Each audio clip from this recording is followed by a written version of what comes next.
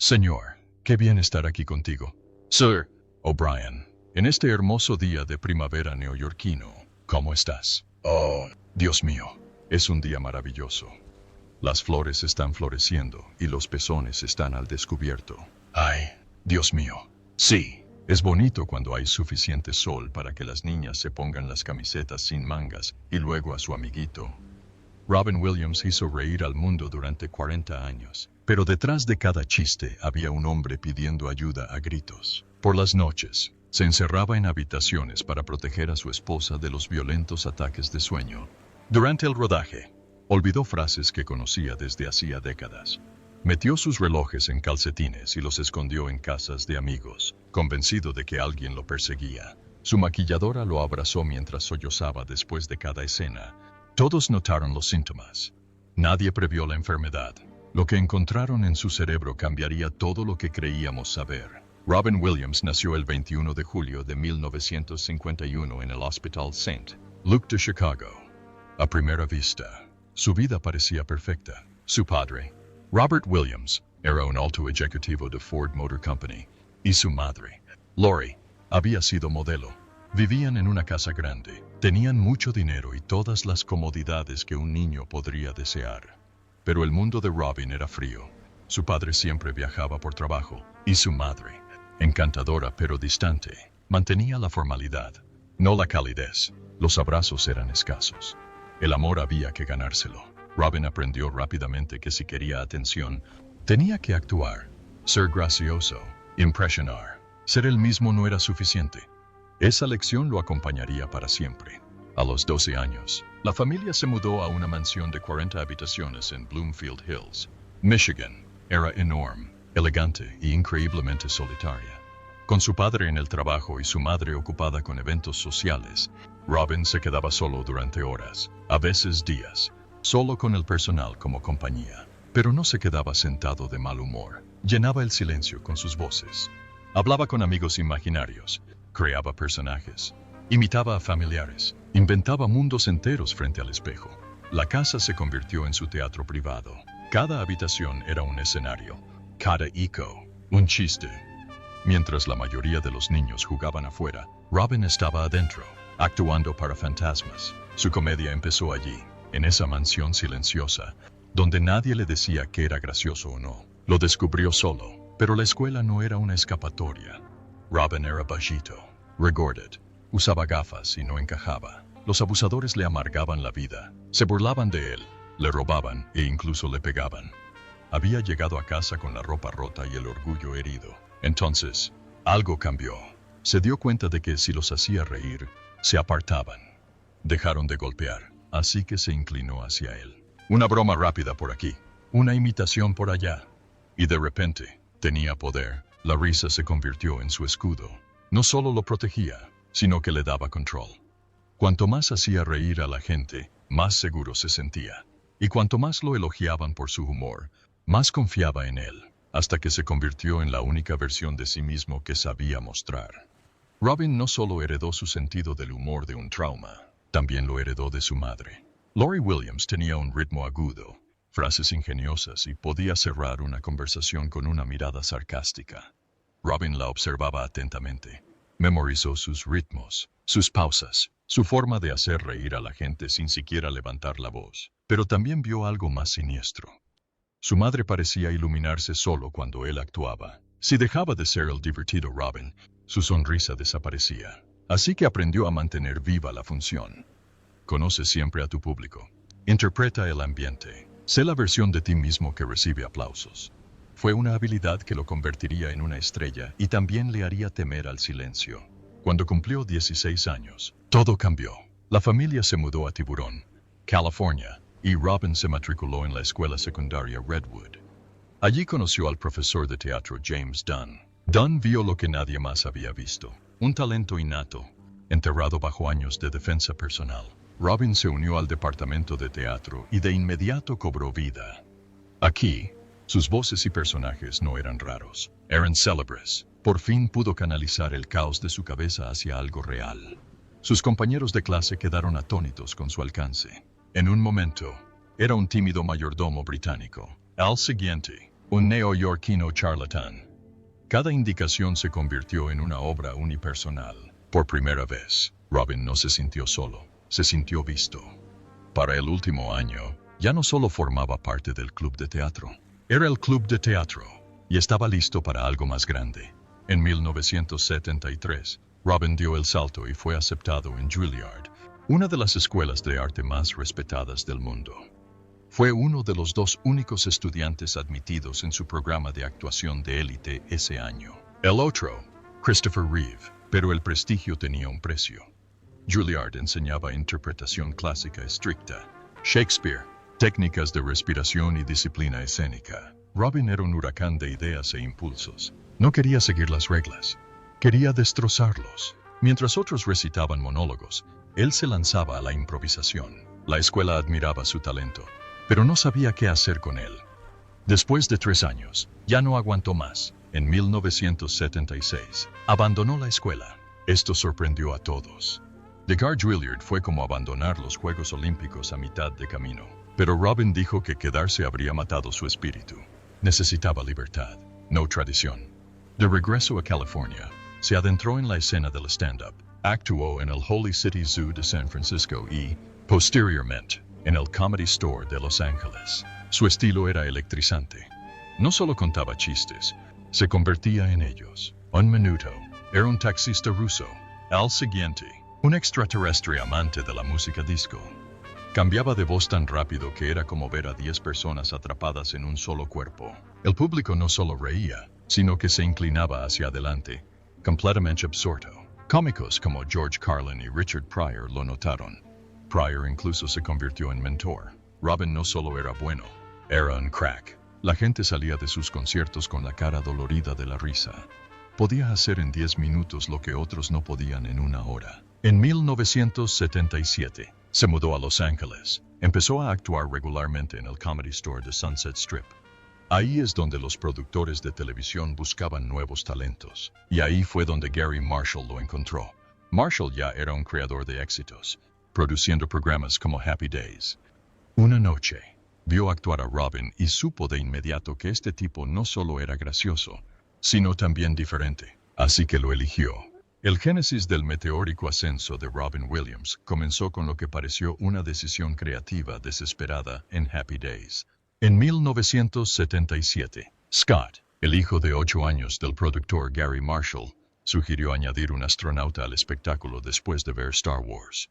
Los guionistas lo odiaron. Incluso echaron suertes para decidir quién escribiría el estúpido episodio de los extraterrestres. Pero el 28 de febrero de 1978, esa idea tan disparatada se convirtió en mi Orkin favorito.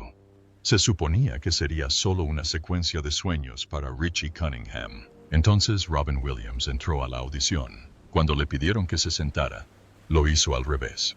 Marshall dijo que era el único extraterrestre que audicionó. Ese momento cambió la historia de la televisión. Los espectadores enloquecieron. La respuesta fue tan abrumadora que ABC reeditó el episodio para eliminar la parte onírica y hacer de Mork una realidad. Una sola aparición dio lugar a un spin-off completo. Atrajo a 60 millones de espectadores cada semana. Fue el tercer programa más visto en Estados Unidos.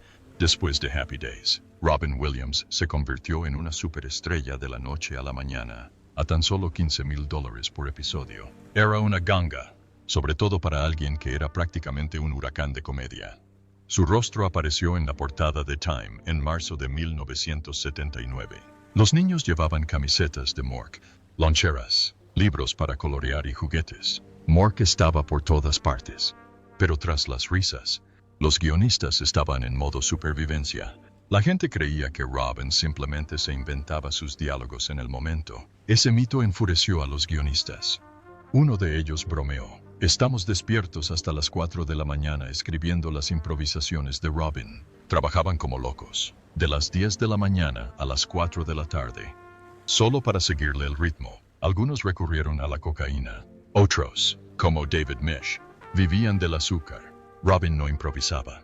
Memorizó todo el guión tras una sola lectura. Claro, se volvió loco durante los ensayos, pero cuando las cámaras rodaron, interpretó cada línea a la perfección. Su caos era preciso. Hollywood no podía ignorarlo.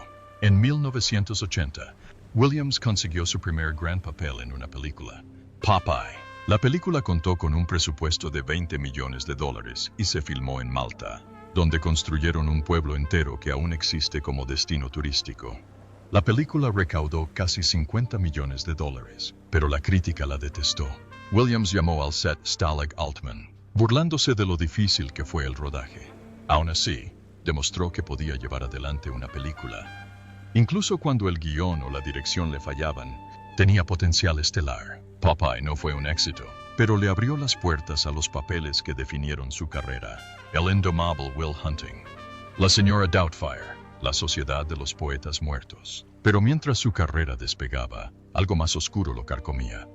Durante la época de Mork y Mindy, Williams consumía 1 gramo de cocaína cada 2 días. Incluso cuando se lo confesó a un médico en 1991, este le restó importancia, porque el consumo de drogas estaba así de normalizado en Hollywood. Pero sus amigos vieron el daño. El comediante Mike Binder recordó un momento a principios de los 80 cuando Robin vio 1 gramo en su bolsillo.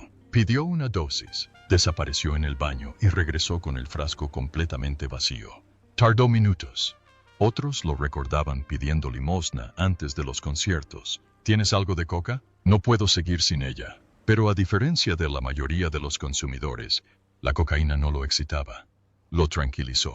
La mayoría de la gente se pone hiperactiva con la cocaína. Dijo, a mí me tranquilizó. Para él, la cocaína era un escondite. Entonces llegó el shock que lo cambió todo. El 5 de marzo de 1982, John Belushi murió de una sobredosis de Speedball. Robin había estado con él la noche anterior, pasando el rato en el Chateau Marmont. Belushi parecía cansado, tocando la guitarra bajo los efectos de las codornices. Robin se fue a casa y le dijo a su esposa que estaba con esa señora. Era dura. Daba miedo. Esa señora, Kathy Smith, le inyectaría a Belushi el cóctel que lo mató. Robin se enteró al día siguiente, en el rodaje de Mork y Mindy. Se quedó atónito. ¿Qué? Estuve con él anoche. Repetía una y otra vez. La muerte de Belushi conmocionó a Hollywood. Para Robin, fue aterrador. Mírate, pequeño cabrón frágil, se dijo. Tu calderilla. Podría haber sido él. Así habría sido él si no se hubiera detenido. Entonces llegó el empujón final. La paternidad. En abril de 1983, nació Zachary, el hijo de Robin. 6 meses antes, Williams había dejado la cocaína y el alcohol de golpe. Sin rehabilitación, sin terapia, sin Betty Ford. Solo pura fuerza de voluntad. Un amigo dijo que simplemente renunció. Más tarde explicó que la tragedia de Belushi fue aterradora. Y para mí, estaba por llegar el bebé. Sabía que no podía ser padre y vivir esa vida. Para entonces, Mork y Mindy habían terminado. Su amigo había muerto. Estaba a punto de ser padre. Todo apuntaba a una encrucijada. La mayoría de la gente se desplomaba. Williams optó por la recuperación y se mantuvo sobrio durante 20 años, de 1983 a 2003. Nunca probó la cocaína ni el alcohol. En cambio, volcó toda esa energía adictiva en su trabajo. Se convirtió en uno de los actores más queridos del mundo. Películas como La Sociedad de los Poetas Muertos, Aladdin, El indomable Will Hunting, Patch Adams, La señora Doubtfire, no eran solo películas, eran un salvavidas para la gente. Era adicto al trabajo, pero lo mantenía limpio. Encontró otra salida, el ciclismo. Le decía a la gente que el ciclismo le había salvado la vida. En lugar de esconderse entre las drogas, montaba en bicicleta para encontrar tranquilidad. Pero esa intensidad conllevaba presión. El público esperaba que Robin estuviera siempre presente. Una vez dijo en una entrevista que solo se puede estar triste en privado. Ese tipo de vida le pasa factura a cualquiera. En 1987, el mundo finalmente vio de lo que era capaz. Ese año, interpretó a un DJ de radio militar en Good Morning Vietnam. No fueron solo bromas y ruido. Te hacía reír a carcajadas y luego te golpeaba con el dolor de la guerra, como un puñetazo en el estómago. Sus diatribas radiofónicas improvisadas eran en su mayoría improvisadas. El director simplemente lo dejó ir. ¿El resultado? Una película que recaudó $123,9 millones en todo el mundo, con un presupuesto de tan solo 13 millones. Y por primera vez en su carrera, recibió una nominación al Oscar. 2 años después, La llevó aún más lejos.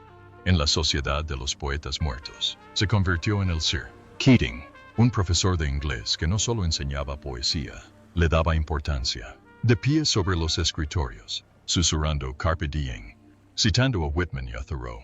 Este no era un Robin monologuista, era algo diferente. Pasó semanas aprendiendo cómo trabajan los profesores de verdad. Memorizó más de 200 versos de poesía. La película recaudó $235,9 millones y le otorgó su segunda nominación al Oscar. Pero más que eso, lo convirtió en un símbolo para los maestros, los soñadores y cualquiera que alguna vez anhelara liberarse.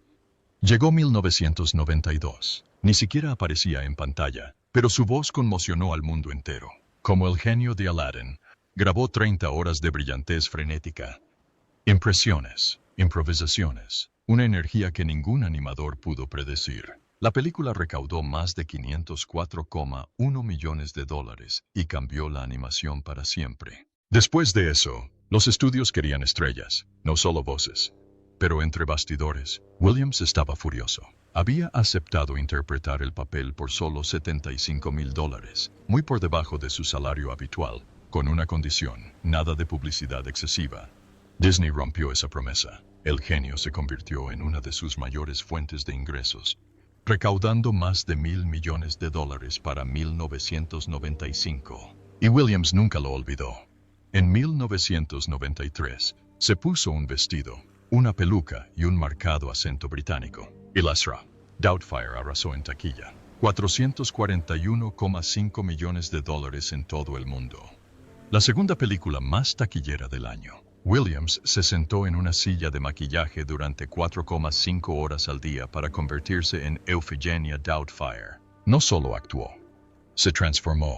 Estudió a ancianas en centros comerciales, tomó clases de canto e improvisó toma tras toma. Una escena de escena le llevó 15 intentos porque se le ocurrían nuevas líneas al instante. No era solo divertido, era amor, pérdida, paternidad y dolor. Todo envuelto en látex y risas, pero nada impactó más que la búsqueda de la buena voluntad. En 1997, interpretó a un terapeuta llamado Sean Maguire, un hombre tranquilo y afligido que ayuda a un genio perdido. Sin voces, sin fuegos artificiales, solo quietud.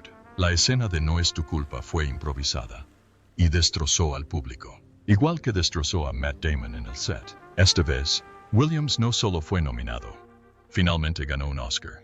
El 23 de marzo de 1998, subió al escenario y dijo: "Gracias, Ben I. Matt. Todavía quiero ver alguna identificación". Luego se fue. Estaba en su mejor momento.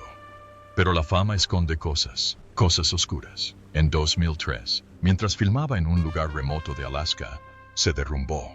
Aislado, con frío, asustado. Así lo describió. No era el fin del mundo, dijo, pero se veía desde allí. Entró en una tienda, vio una botella de Jack Daniels, y su poder inferior susurró: "Solo una probada". Ese solo sorbo destruyó 20 años de sobriedad. Había estado limpio desde 1982. Ahora, se había acabado. Lo que siguió fueron 3 años de consumo a escondidas. Siguió trabajando, siguió actuando, pero por dentro, estaba en una espiral. Luego dijo que supo que era malo desde la primera semana. Compraba tantas botellas que parecía un carillón de viento caminando por la calle. Bromeó, pero no tenía gracia. No, la verdad es que no. Dijo que esos 3 años no fueron nada divertidos. Simplemente no podía parar. En 2006, su familia finalmente intervino. No fue una intervención amable, fue un ultimátum. Su hijo, Zach, dijo más tarde: "Si hubiera seguido bebiendo, no creo que estuviera vivo hoy". Williams ingresó en Hazelden, un centro de rehabilitación de primera en Oregón. Pasó 2 meses allí. Afrontó la verdad. Luego se comprometió a asistir a las reuniones de Alcohólicos Anónimos todas las semanas. Admitió que su primera recuperación en los 80 fue incompleta. Lo único que no había abordado era: ¿cuán honesta quieres ser en tu vida? Y dijo. Pero incluso mientras luchaba por la sobriedad, las facturas lo estaban aplastando. Se había divorciado 2 veces. Acuerdos cuantiosos. Algunos informes indican que perdió entre 20 y 30 millones de dólares. Su primera esposa, Valerie Villard, recibió $50,000 mensuales de por vida. Tan solo en 1989 recibió más de $500,000. Su segundo divorcio fue aún peor. Marcia Garcés lo dejó en 2008, apenas 2 años después de su rehabilitación. Ella mencionó el estrés de su adicción. Williams intentó reír a pesar del dolor. Pensión alimenticia, dijo una vez. Viene del latín arrancarle los genitales a un hombre a través de la cartera. Finalmente, el dinero se agotó. En 2012, puso a la venta su finca de 260 hectáreas en el Valle de Napa, Villa Sorriso, por $35 millones. Lo tenía todo. Biblioteca, teatro, galería de arte, bodega. Pero tenía que irse. Ya no me lo puedo permitir, declaró a la revista Parade. Había ganado más de $130 millones en su carrera, y aún así, estaba reduciendo su presupuesto para sobrevivir. Seguía siendo una de las personas más divertidas del mundo. Pero en marzo de 2009, Robin Williams casi muere. A los 57 años, durante su gira de comedia Armas de Autodestrucción, sintió que le faltaba el aire. No era solo agotamiento. Los médicos detectaron que su corazón estaba fallando. Tuvo que someterse a una cirugía a corazón abierto, una operación realmente mortal. Los cirujanos no solo le reemplazaron la válvula aórtica, sino que también repararon la válvula mitral e intentaron corregir su ritmo cardíaco irregular. Esto implicó detenerle el corazón, usar anestesia e incluso enfriarle el cuerpo para protegerle el cerebro. Era así de grave. Su hermano había fallecido 2 años antes a causa de una cirugía similar. Ese miedo lo acompañó. La operación funcionó, pero dejó cicatrices invisibles. Este tipo de cirugías suelen provocar depresión o incluso trastorno de estrés postraumático, TEPT. Algunos pacientes experimentaron pérdida de memoria o cambios cognitivos debido al trauma, la anestesia o pequeños coágulos cerebrales. Williams sobrevivió, pero nunca volvió a ser el mismo. 4 años después, intentó reiniciar su carrera televisiva con una comedia llamada The Crazy Ones. Tuvo un gran lanzamiento en 2013. Actuó junto a Sarah Michelle Gellar, y los anuncios estaban por todas partes. Pero la magia no duró. Los índices de audiencia cayeron y, para mayo de 2014, el programa fue cancelado tras solo 22 episodios. Esto afectó profundamente a Williams. Sintió que había fracasado. Mi cara está por toda la ciudad en vallas publicitarias, y todo está en mi espalda, le dijo a un amigo. Entre bastidores, se estaba desmoronando. La presión financiera se sumaba al peso. Tras 2 divorcios y la cancelación del programa, tuvo que vender su rancho de Napa, valorado en $29,9 millones. Estaba desconsolado, humillado y sin saber si le quedaban papeles. Su confianza se desvanecía rápidamente. Luego, en el rodaje de noche en el museo El secreto de la tumba, la cosa empeoró. Robin empezó a olvidar sus diálogos. Eso nunca había pasado. Solía improvisar escenas enteras. Ahora dudaba de cada toma. Llamaba a la directora a altas horas de la noche, preguntándole, ¿soy malo? ¿Qué pasa? Y su maquilladora decía que casi todos los días terminaba sollozando en su brazo. Nada de aquello tenía sentido todavía. Nadie tenía un nombre para lo que estaba pasando. Pero su cerebro ya estaba siendo atacado. Toto, su esposa, Susan, descubriría más tarde que padecía demencia por cuerpos de Louis. En aquel entonces, nadie podía explicar por qué Robin, la mente más veloz de la comedia, ahora tenía dificultades para hablar o pensar con claridad. En casa, la situación era aún más sombría. No podía dormir, sufría violentos terrores nocturnos, gritaba, se agitaba o representaba pesadillas, tanto que empezó a dormir en otra habitación para proteger a su esposa. A veces se encerraba en la habitación de su hijastro solo para no lastimar a nadie sin querer. Esto era más que insomnio. Sufría un trastorno de conducta del sueño REM, uno de los signos más claros de la demencia por cuerpos de Louis. Las malas noches le arruinaban el día. Su mente se convirtió en un laberinto. Sufría ataques de pánico y terribles oleadas de paranoia. Una vez guardó sus relojes caros en un calcetín y los llevó a casa de un amigo para ponerlos a salvo. Creía que la gente corría peligro. Pensaba que a sus amigos los estaban siguiendo. A veces, estas espirales paranoicas duraban 48 horas. No podía escapar de ellas. Y lo peor de todo, sabía que algo andaba mal. En mayo de 2014, los médicos le diagnosticaron Parkinson. Pero eso no lo explicaba todo. No solo temblaba, alucinaba. Entraba en pánico y olvidaba cosas sencillas.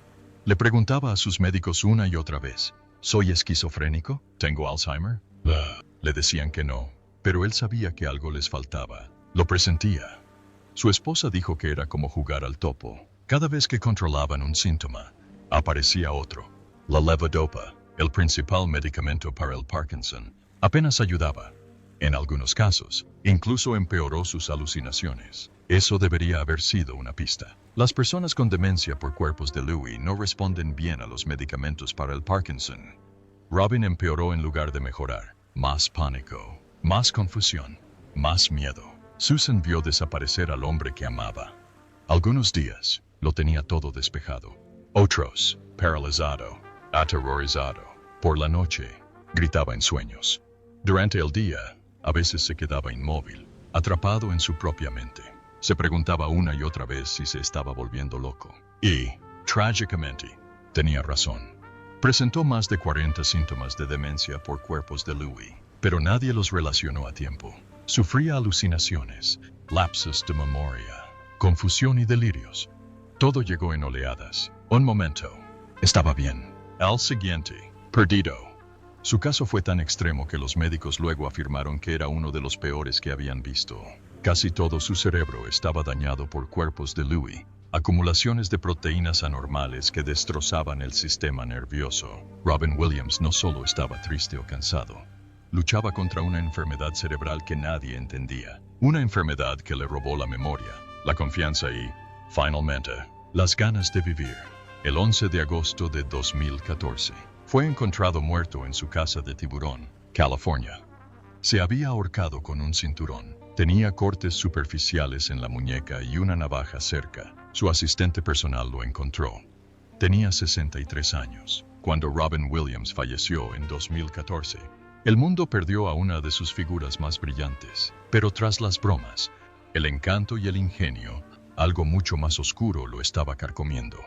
Su último año fue un rompecabezas: confusión, paranoia, alucinaciones, ansiedad, insomnio y problemas repentinos de movimiento. Nadie lo entendía. Ni siquiera los mejores especialistas a los que consultó. Al principio lo llamaron Parkinson, pero se equivocaron. Luego vino la autopsia. Lo que encontraron impactó incluso a los expertos más experimentados. El cerebro de Robin estaba completamente invadido por cuerpos de Lewy, acumulaciones de una proteína tóxica llamada alfa-sinucleína. No se encontraban solo en una zona. Estaban por todas partes. Su neocórtex, su sistema límbico, su tronco encefálico, incluso su amígdala, la parte que controla las emociones y la memoria. Era como si un incendio forestal hubiera arrasado su cerebro, sin dejar prácticamente ninguna neurona sana intacta. El Dr. Bruce Miller, un destacado neurólogo de la UCSF, revisó los hallazgos. Su reacción fue contundente. Ninguna zona de su cerebro quedó intacta, y no exageraba. Las regiones cerebrales que normalmente no sufren daños en las enfermedades neurodegenerativas quedaron completamente desbordadas en el caso de Robin. El daño fue tan grave que, según comentó posteriormente el Dr. Miller, le asombró que Robin aún pudiera caminar o incluso hablar en sus últimos días. Este nivel de destrucción es increíblemente raro. Los médicos dijeron que era uno de los casos más extremos de demencia por cuerpos de Lewy jamás registrados, y que lo explicaba todo: las alucinaciones, los cambios de humor, la paranoia, el repentino deterioro físico. No estaba simplemente enfermo.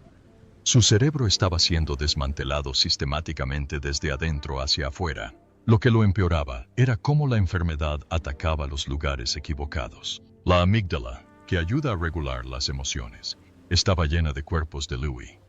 Eso le causó una ansiedad paralizante y alucinaciones aterradoras. Su tronco encefálico, esencial para el movimiento y las funciones básicas, también fue invadido. Esto significó que su cuerpo no pudo producir suficiente dopamina, la sustancia química que controla el movimiento. Es la misma sustancia química que disminuye en el Parkinson. Por eso empezó a temblar y se puso rígido. Pero no se trataba solo de dopamina. Otra sustancia química, la acetilcolina, necesaria para la memoria y la concentración, también se agotó porque los cuerpos de Lewy alcanzaron su prosencéfalo basal y corteza cerebral. Con ambas sustancias químicas desequilibradas, Robin se encontraba sumido en una tormenta mental, alucinando un momento, incapaz de moverse al siguiente, perdiendo la memoria, perdiendo el control, perdiéndose a sí mismo. El panorama completo era horroroso. Robin Williams no solo padecía demencia, tenía una versión de ella que parecía casi diseñada para destruir todo lo que lo hacía ser quien era. Según su viuda, Susan Schneider Williams, 4 médicos diferentes lo confirmaron. Este era uno de los peores casos que habían visto. El daño era demasiado grave. Nada, ningún medicamento, ninguna cirugía, ninguna terapia podría haber detenido lo que le estaba sucediendo.